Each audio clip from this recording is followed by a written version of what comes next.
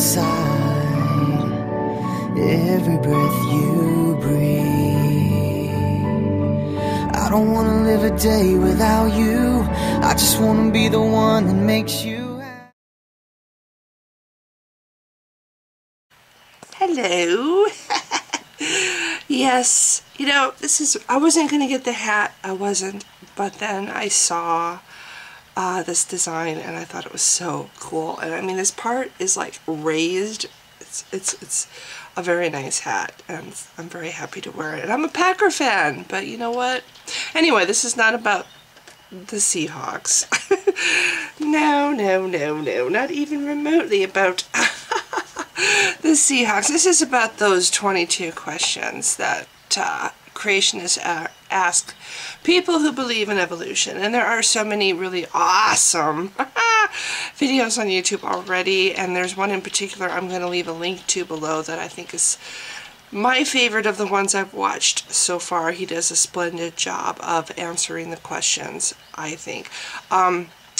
The Amazing Atheist, his video is also probably my second favorite one.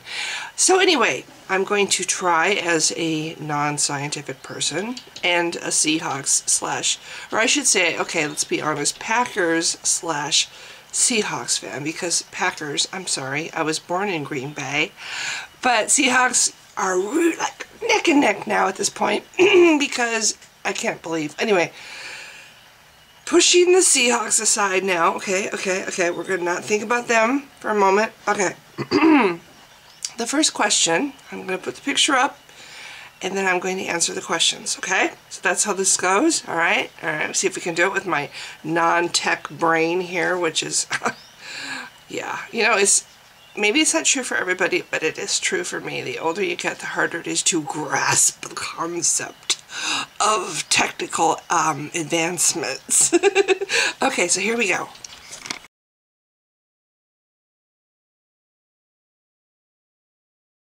Bill Nye, are you influencing the minds of children in a positive way? Oh, I say he is. I'd say knowledge is a positive thing. I'd say that teaching children the wonder of nature and the complexity of the universe and the understanding that there's so much more exploration, did I say exploration? Oh, this is bad. Okay, there is so much more out there to be discovered and to explore. How exciting! What an exciting thing to teach children, that everything hasn't been conquered yet. You know, there's still the final frontier. You know, there's still things that remain a mystery, that, you know, that the younger generations and the future generations still have to tackle. Humans like challenge. Children like challenge. Children like to think that there's something out there where they can leave their mark, you know? And yes, teaching children that there's still unconquered things, still things out there to discover and explore and invent, whatever, is a very positive thing. So yes, and teaching the truth, which, I'm sorry, science tries. Science tries in every way to get to the bottom of the truth, and is never satisfied with the answer. If, you know, they find the answer and they think it's a good answer, but they keep looking to find a better answer. So yes, I think that Bill Nye is definitely influencing children in the most positive ways.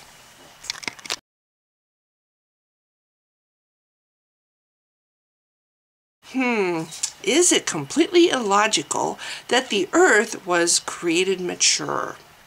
I.e. trees created with rings, Adam created as an adult. Yes, it is completely illogical and stupid. There's absolutely no evidence anywhere to support that. And so why do you believe it? Oh, that's right, because this book says. Is it completely illogical to believe something that is based on absolutely nothing but what a book says?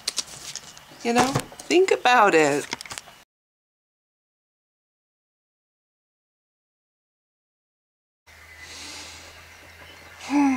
What about noetics?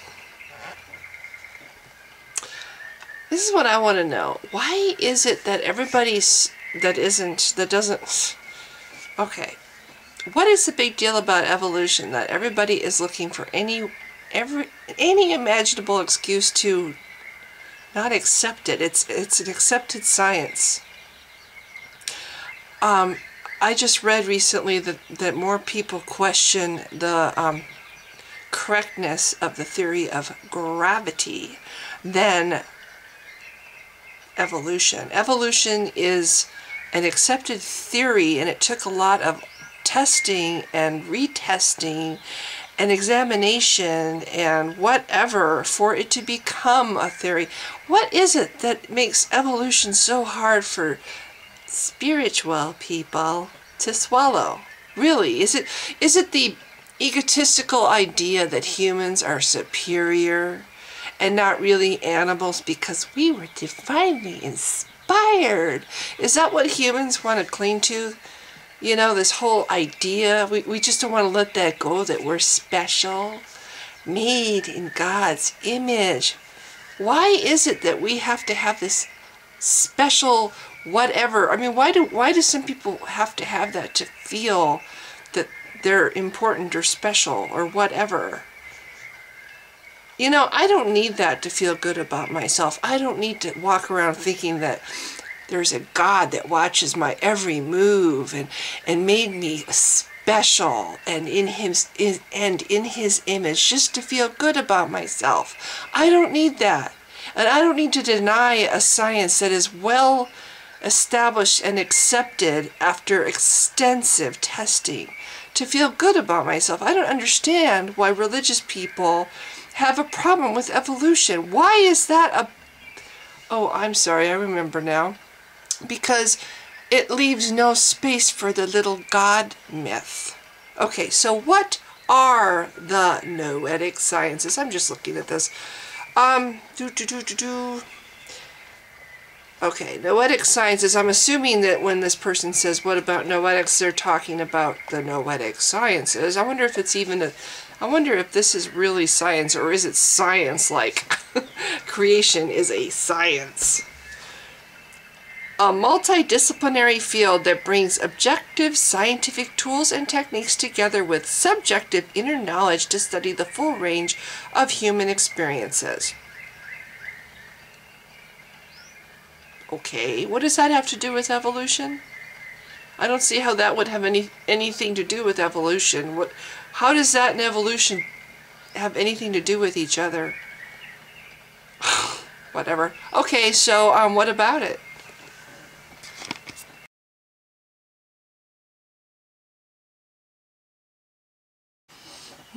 This is a scientific one. Does not the second law of thermodynamics disprove evolution? It has something to do with a closed universe versus an open universe. You have to watch the guy's video that I'm leaving the link below because he answers it well. I'm not a scientist and I have less scientific abilities and understanding than he does, which is why I'm leaving the link below. But apparently not.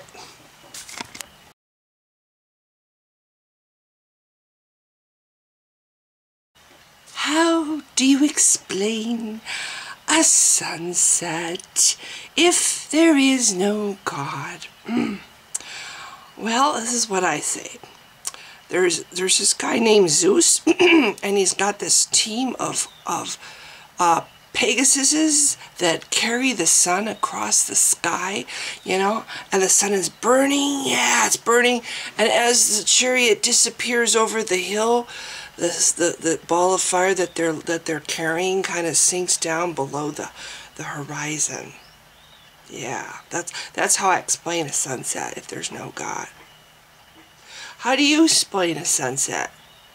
Oh, basically the same thing. The guy in the link below explains it very well, but I can actually handle this one myself. It has to do with the turning of the earth and the position of the sun and the fact that the sun is over here and the earth is over here. and the earth is turning, you see? And so the image that we see in the view that we see in the sky, you know, changes because the sun, you know, the face of the earth is constantly turning, so the face of the sun kind of goes. Anyway, watch the video below, but yes, it has to do with the movement of the earth around the sun.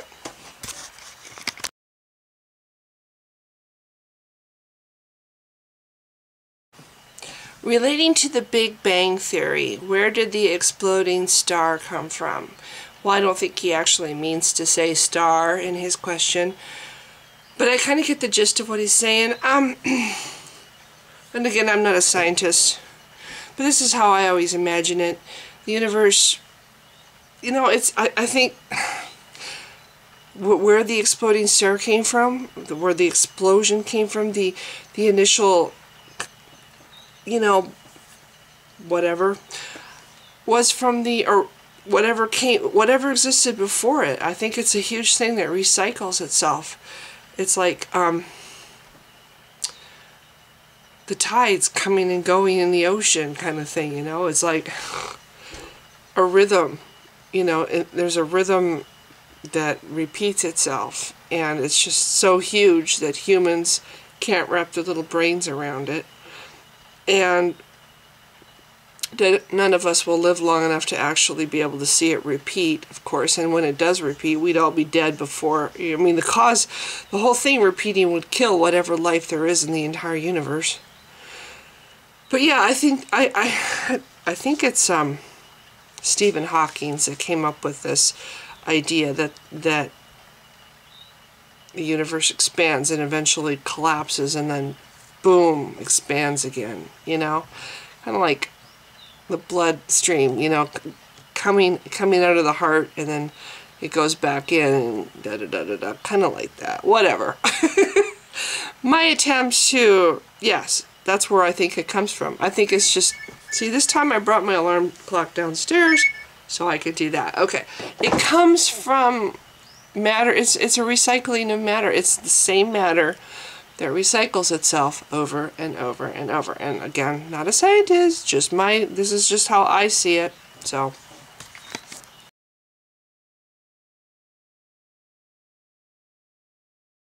if the Big Bang Theory is true and taught as science along with evolution, why do the laws of thermodynamics debunk said theories? I guess they don't. And I guess if you bothered to examine or study thermodynamics a little bit more, you would understand this. However, I can't really criticize you too much because I know very little, almost nothing about thermodynamics. In fact, yes. So, but I do understand that they don't debunk evolution. I know that much. Yeah, so I guess I'm ahead of you in that respect. But again, watch the guy linked below because he does understand it better than I do, and he says no, it doesn't, and so, sorry.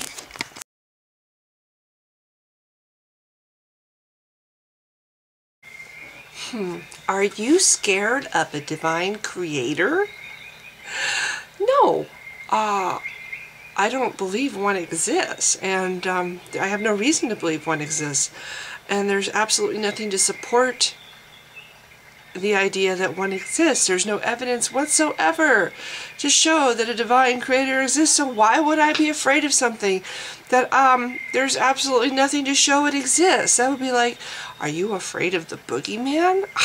No, because I grew out of any fear of the dark or things that go bump in the night.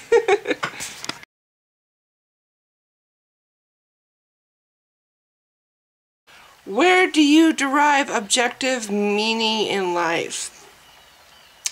See, I don't really think there is anything like objective meaning. I have to kind of parrot all the other videos because that's kind of what all the other videos say too.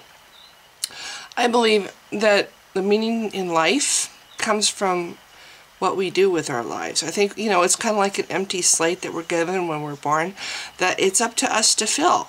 That's what I think. And if you want to have meaning in life, you go out and you seize it for yourself. You make meaning. You make yourself count. You make your life count. You make a difference in the world somehow. Even if it's just being nice to somebody and maybe making a difference in a positive way for somebody in their life. That's what I think. I think it's up to you to find meaning in life. It's not up to some imaginary friend to hand it to you on a silver platter.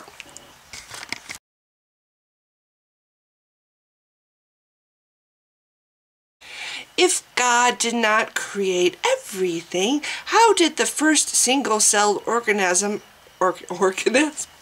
I'm leaving this in here because I think that's funny what it sounded like I just said. Okay, if God did not create everything, how did the first single-celled organism originate? By chance? I'd say so.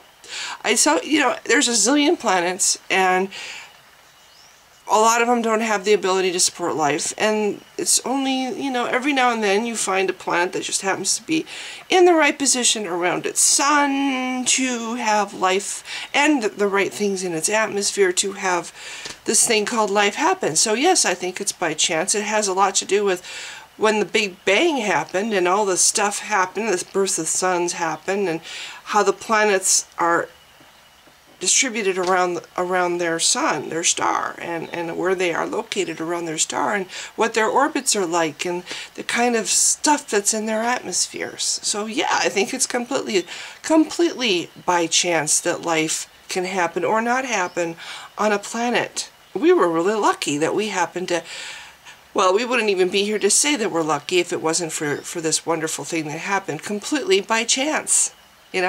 So anyway, that's my answer as much as I can do early in the morning. So thank you.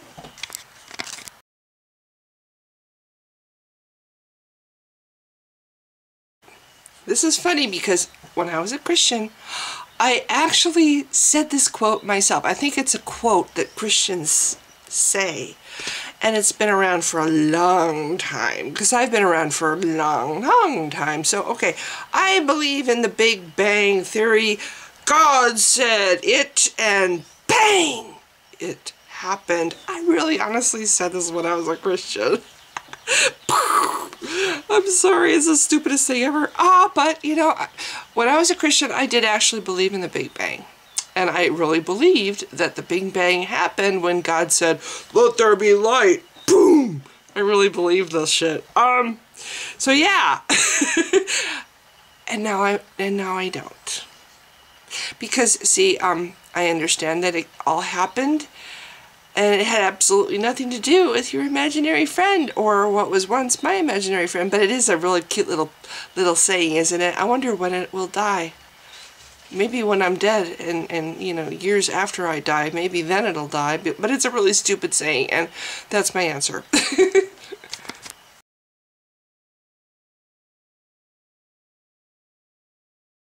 I like this one. Why do evolutionists, secularists, humanists, non-believing people, non-God believing people, why doesn't he just say atheists?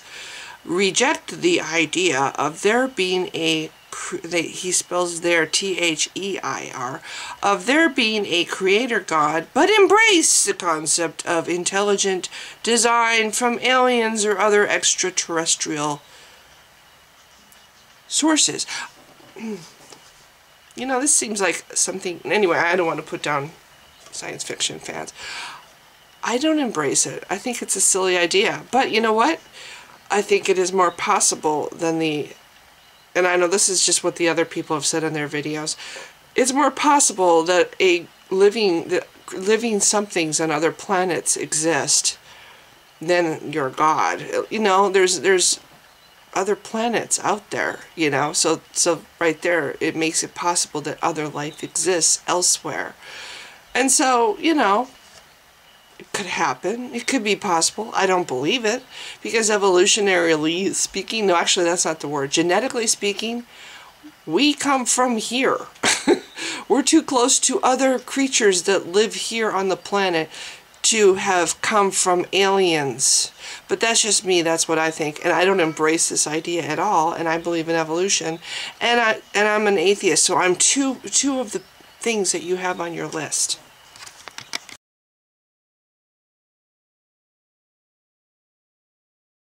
There is no in-between. The only one found has been Lucy. And there are only a few pieces of the hundreds necessary for an official proof.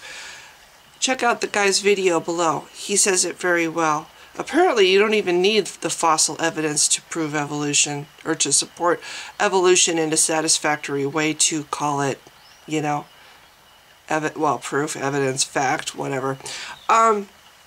Anyway, there's a lot of fossils, but you know what? I used to be an amateur paleontologist. I trekked around with the Burke Museum and, well, not with the actual Burke Museum, but the Northwest Paleontology Association. And we dug for fossils and or broke rocks apart and or chipped them off rocks. It's a hard thing to do. It's very hard to do. It's a big planet, and there's a lot of dirt, and there's a lot of layers of dirt, and underneath the dirt there's rocks, and lots of rocks, and layers, and it's very hard to find fossils. It's not like you can use a metal detector, you know, and skim it across the ground and it beeps when it comes to a fossil. Fossils are really hard to find. So just because something hasn't been found doesn't mean it doesn't exist under the ground somewhere or in the rocks somewhere. Anyway, that's just my thought. She makes it sound like, you know, all the fossils have been found and there's just one Lucy. No, they haven't. And I suspect there's probably a lot more than one Lucy. Anyway, so that's just my thought. It's just whatever.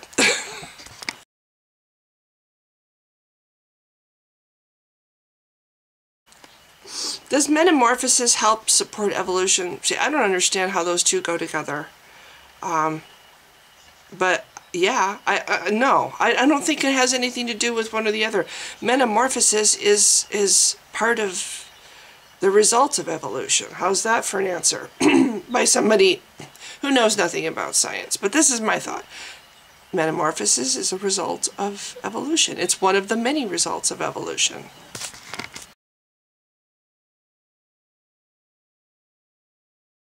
I think this one's my favorite one of all.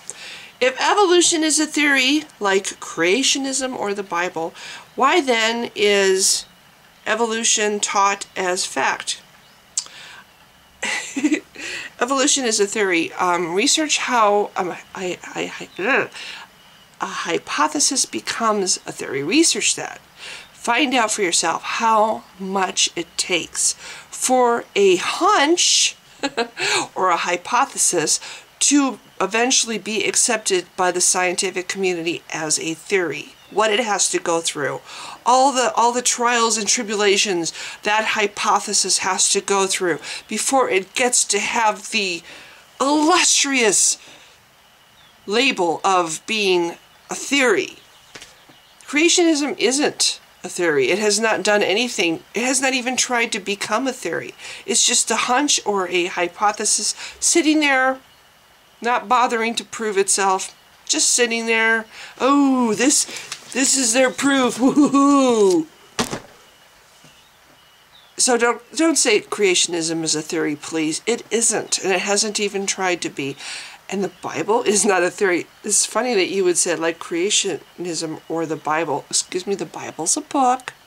The Bible's a book. It's not a theory or a hypothesis. It's a book.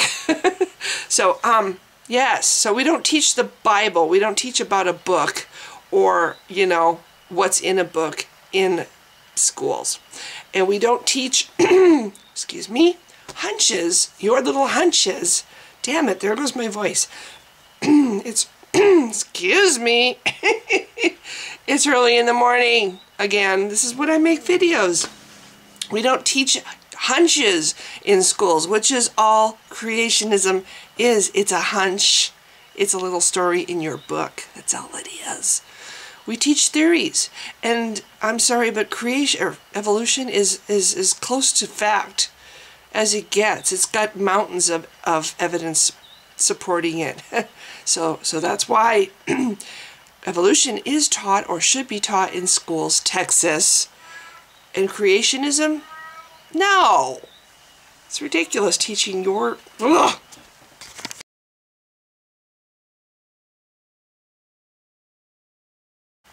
Here's the stupidest one. Because science by definition is a theory, not testable, observable, nor repeatable. Why do you object to creationism or intelligent design being taught in schools? Science is by... Damn it! Science is, by definition, testable, observable, and repeatable. That's why it is science, and that's what it takes for a hypothesis to become an accepted theory, dear.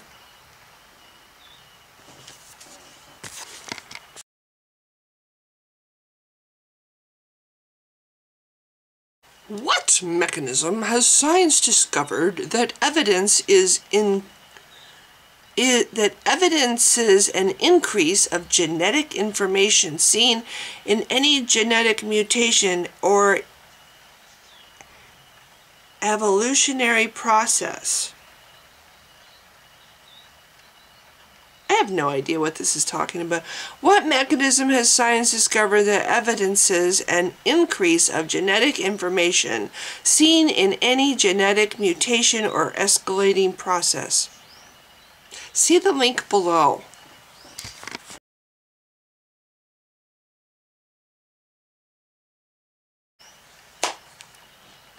What purpose do you think you are here for if you do not believe in salvation?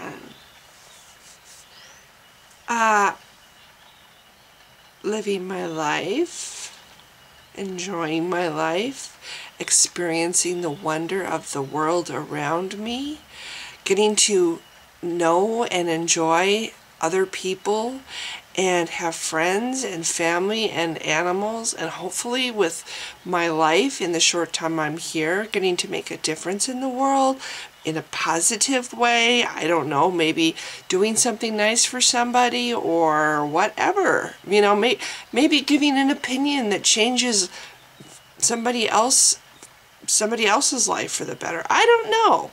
You know, I'm here for a short time, and that's what I'm hoping to do with my life. Make a difference in a positive way.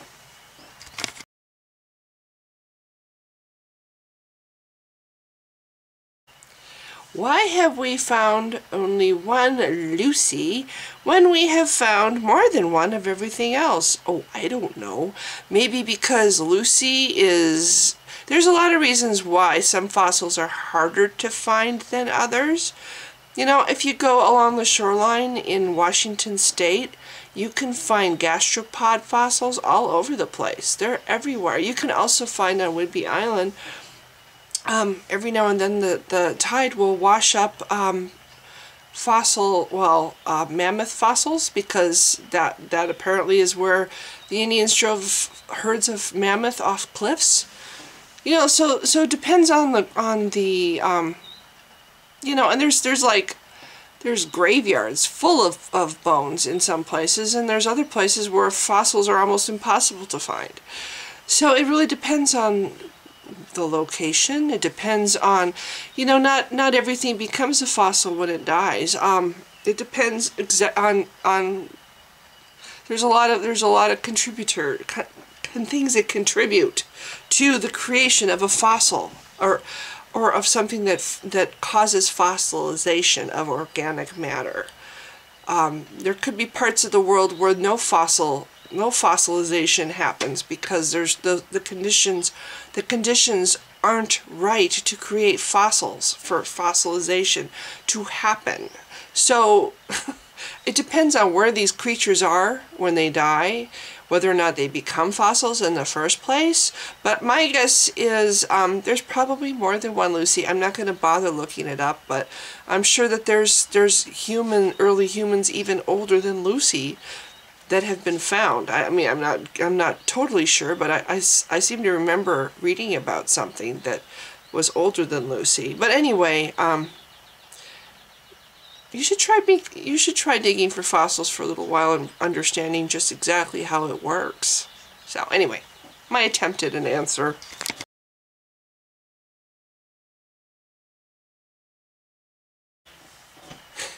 Can I believe in the Big Bang without faith? Yeah, I can. The universe is really a huge, awesome place, and it doesn't take that much to believe in it. I look at it this way: when a star is created, the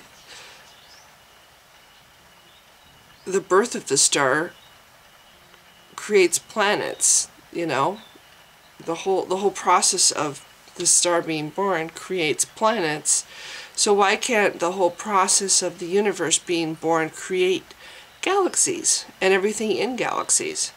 I don't think it takes faith to believe in science. It takes just looking around you and seeing the information, seeing the evidence of you know, the whole thing with the stars.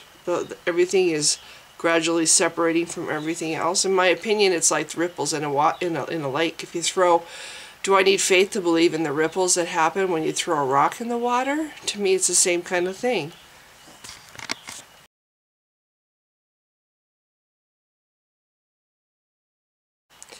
How can you look at the world and not believe something, or how can you look at the world and not believe someone created thought of it?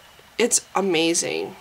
This one's been answered pretty much the same in every video I've seen. Everybody agrees with this. Yes, it's amazing, and I agree with it too. It becomes even more amazing when you realize the odds of it happening are so amazingly minuscule, you know. We were lucky to have, well, again, we wouldn't exist at all.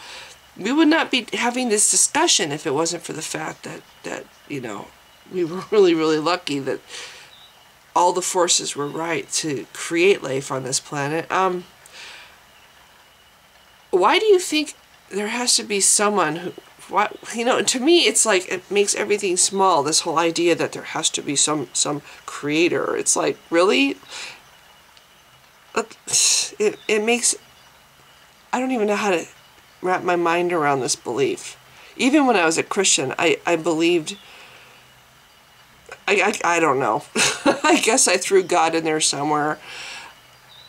I think when I was a Christian, I believed that we were discovering God's building blocks. That's how I looked at science when I was a Christian. But I don't believe that it needs a creator. Why do you think it needs a creator? Why do you think it needs to have somebody putting it together? And oh, I'm sorry. You know, the more I become, the further I get from this kind of thinking, the harder it is for me to wrap my mind around people who think this way. So how can you look at the world and not believe someone created thought of it? It's amazing because this is really annoying me. I have my alarm upstairs going off and it's distracting the hell out of me. Because I do. I think saying that there's some imaginary guy up there that we don't even have to bother figuring out where he comes from or how he got there or what his purpose was before he decided to get around to creating everything makes us all just very small. And you're right, it is amazing. It's too amazing to have the tribal war god that the Israelites came up with be the cause of it all.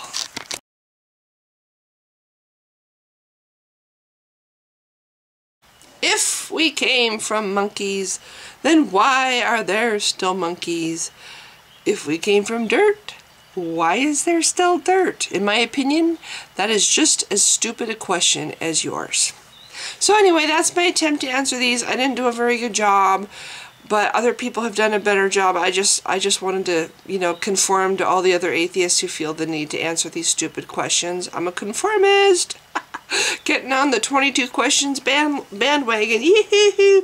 Mostly I just wanted to show off my new Seahawk hat. Honestly, that's that's the reason. It's one of the reasons. It's just one of the reasons. Yes. So if you've been watching through all this, thank you so much. Bye!